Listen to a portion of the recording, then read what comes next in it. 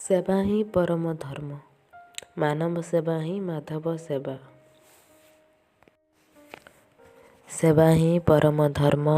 ଏହା ସର୍ବଜନ ବିଦିତ। କୌଣସି ପ୍ରକାରର ସେବା ହେଉନା କାହିଁକି ତାର ପଟାନ୍ତର ନାହିଁ। ସେବା ମାଧ୍ୟମରେ ସବୁକିଛି ପ୍ରାପ୍ତ ହୋଇପାରେ। ସେଥିପାଇଁ ଭାଗବତରେ କୁହାଯାଇଛି, ଧନ କାର୍ପେଣ ସେବା ବେଳେ କିବା ଅସାଧ୍ୟ ମଧି ତଳେ। ସେବା ବେଳେ ଅସାଧ୍ୟ କାର୍ଯ୍ୟକୁ ସାଧନ କରିହେବ। ଅପ୍ରାପ୍ତ ଦ୍ରବ୍ୟକୁ ପ୍ରାପ୍ତ କରିହେବ। ଅସମ୍ଭବକୁ ସମ୍ଭବ କରିହେବ। କିନ୍ତୁ ପ୍ରାପ୍ତି ଆଶା ରଖି ସେବା କରିବା ସେବାର ପଦବାଚ୍ୟ ନୁହେଁ।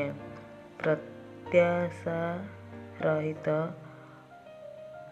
ସେବା ହିଁ ପ୍ରକୃତ ସେବା। ପ୍ରତ୍ୟେକ ପ୍ରକାରର ସେବାକୁ ନାରାୟଣ ସେବା ଭାବି କରିବା ଉଚିତ। ସେବା ସମୟରେ ମନରେ ନ୍ୟୁନତା ଆସିବା ଉଚିତ। ମାନବ, ପଶୁ, ପକ୍ଷୀ ଇତ୍ୟାଦି ସେବା ମାଧବ ସେବା ଭାବରେ କରିବା ଆବଶ୍ୟକ। ଅନ୍ୟର ସେବା ଦୂରେ ଥାଉ, ନିଜ ପିତାମାତାଙ୍କ ସେବା କରିବାକୁ ତଥାଥିକ ଆଧୁନିକ ଯୁଗରେ ପୁଅ ଝିଅ ବୋହୂମାନେ ଅନୁଚିତ ମନେ କରୁଛନ୍ତି। ସେଥିପାଇଁ ଭାରତବର୍ଷରେ ଶୁଦ୍ଧ ଜନାନିବାସ ବା ବୃଦ୍ଧାଶ୍ରମ ସଂଖ୍ୟା ଦିନକୁ ଦିନ ବଢ଼ି ଚାଲିଛି। ପ୍ରାଣୀମାନଙ୍କର ଦୁଃଖ ଦେଖି ଗୋଟେ କବିତାରେ ଆମର ସନ୍ଥ କବି ଭୀମ ଭୋଇ ହୃଦୟ ବିଗଳିତ ଭାବରେ ଗୋଟେ କବିତା ଲେଖିଥିଲେ। ଲେଖିଥିବା ପଦଟି ହେଉଛି, ପ୍ରାଣୀଙ୍କ ଅତର ଦୁଃଖ ଦେଖି ଅପ୍ରମିତ ଦେଖୁ ଦେଖୁ କେବା ସହୁ। ମଜୀବନ ପଥେ ନର୍କେ ପଡ଼ିଥାଉ ଜଗତ ଉଦ୍ଧାର ହଉ। କହିବାର ଅର୍ଥ ଏହା କି ଯେ ପ୍ରାଣୀମାନଙ୍କର ଦୁଃଖ ଦେଖିକି କେମିତି ସହିପାରୁଛ? ମଜୀବନ ପଥେ ନର୍କରେ ପଡ଼ିଯାଉ କିନ୍ତୁ ଜଗତ ଉଦ୍ଧାର ହେଉ। କାଳଜୟୀ ରଚନା ହେବା ସହ ଅନ୍ତର୍ଜାତୀୟ ସ୍ତରରେ ଖ୍ୟାତି ଲାଭ କରିଛି। ଏ କବିତାଟା ଅନ୍ତର୍ଜାତୀୟ ସ୍ତରରେ ମଧ୍ୟ ଖ୍ୟାତି ଲାଭ କରିଛି। ସେବା ସେବକର ଗରିମାକୁ ବୃଦ୍ଧି କରିଥାଏ। ସେବା ସେବକଙ୍କର ଗରିମାକୁ ବୃଦ୍ଧି କରିଥାଏ। ଭଗବାନ ଶ୍ରୀକୃଷ୍ଣ ଅର୍ଜୁନଙ୍କ ସେବ୍ୟ, ଅର୍ଜୁନ ତାଙ୍କର ସେବକ। ମହାଭାରତ ଯୁଦ୍ଧରେ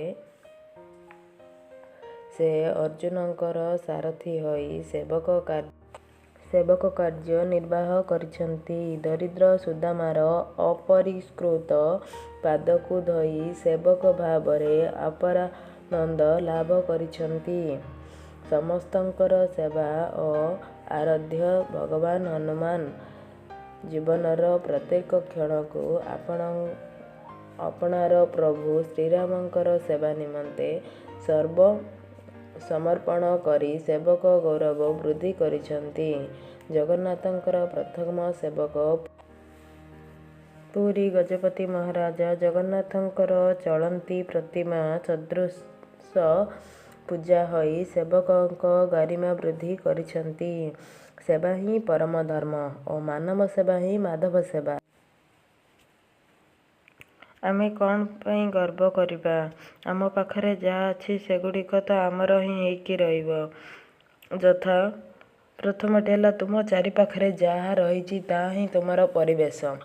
ଦ୍ୱିତୀୟଟି ହେଲା ତୁମ ଆଖି ଯେଉଁ ପର୍ଯ୍ୟନ୍ତ ଦେଖିପାରିବ ତୁମେ ଏହା ହିଁ ଦେଖିପାରିବ।